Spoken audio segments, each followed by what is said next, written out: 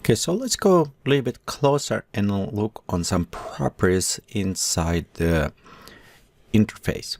So the one first I want to look, it is if you go File and you click Option. It's on this Option screen. So let's look section per section and see what they apply to.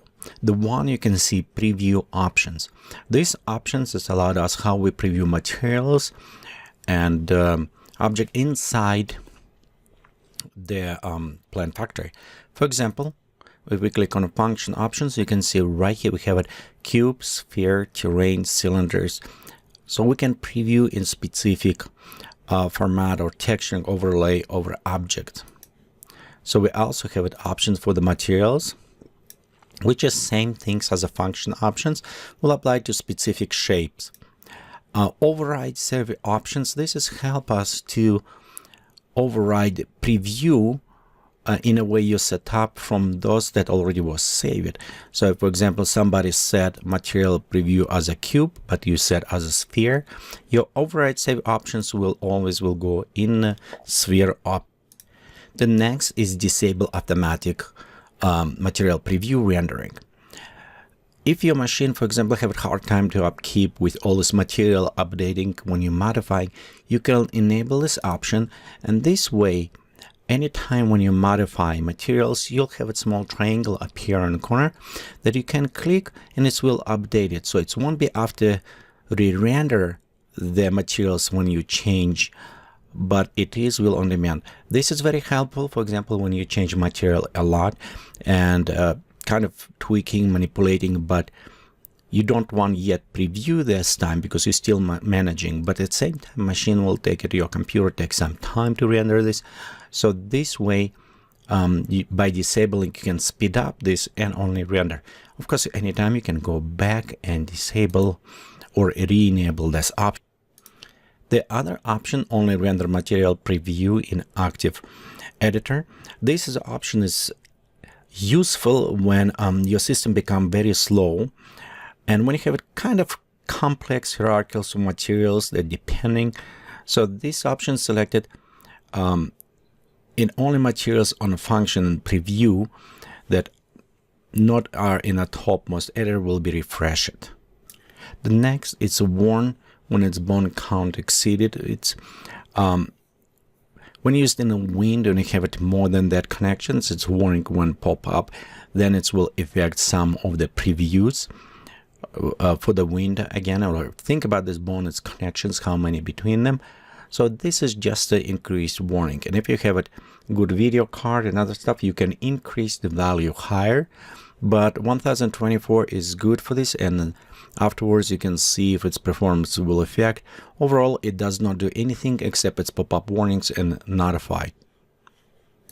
Next windows, it's units. This is in a way we represent one each unit. Currently it's sent to metric. For example, 1 TPF unit is 1 meter. You can always switch to different, to imperial or metric. By default, I keep it as a metric. You can switch as well as the units automatic if you want to feet, inches per measurement. As a beginning, if you are not familiar with metric, you can switch to imperial, but as default, I will recommend you to keep it the same way. On this case, when you export from to the view or other ones, they will be synchronized and work very well together. Order of rotation, which allowed in a way to rotate X, Y, Z. In some applications, if you export maybe as an object, you want to rotate differently, and it's again, it's based on what your application preset. Options apply to all objects. This is a rotation if you created before multiple, before you change here, and you want to apply to all objects, you can automatically click on it from that point is applied to all objects that in your scenery. And how I said to all scenery, it's meaning that is existing objects. Okay, next we have a user interface, and it's what we're looking right now.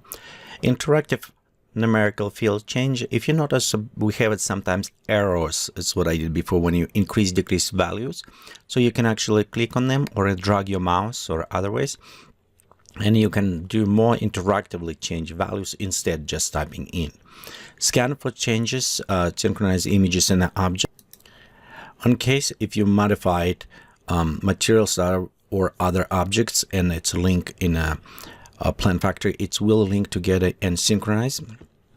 However, if you want a little bit speed up, you want to uncheck this by default because it does increase additional performance and checking, so it will slow down. But if you work between multiple areas, between multiple objects, applications, sometimes you want to have it synchronization enabled.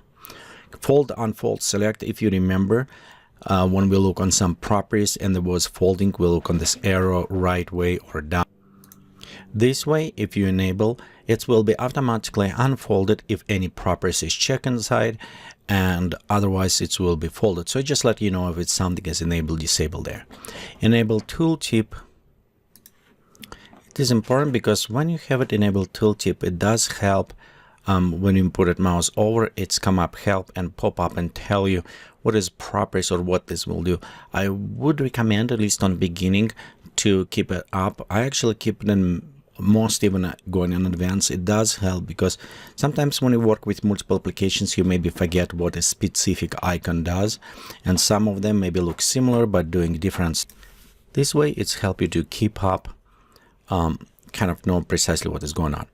And showing ground material, it is hide ground materials in material summary, or it will be displayed. Okay, next about render options, and one is abort render on clicking in render area, and reset render settings when you create new scenery.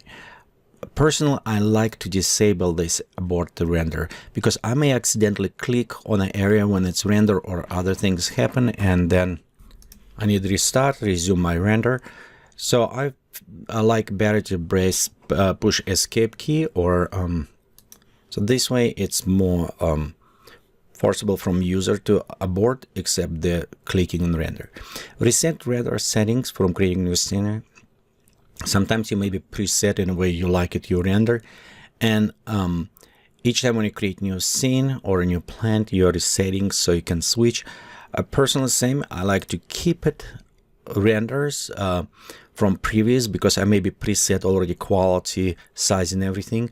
And when I work with new, I just don't want to repeat it. So usually I uncheck those.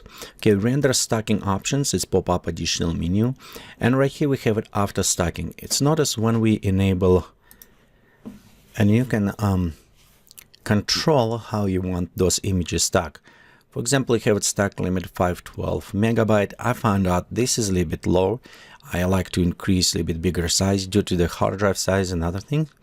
Also, you can say what stacking options you want to have it.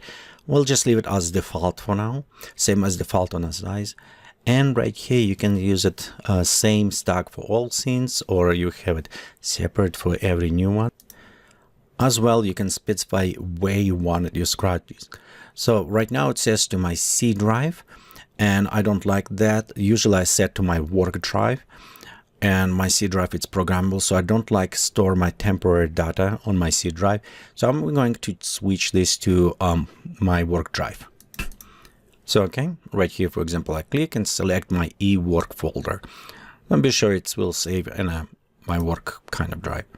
Okay, next we can go look on load save options. And you know what, let's continue with all these properties in the next portion of the tutorial.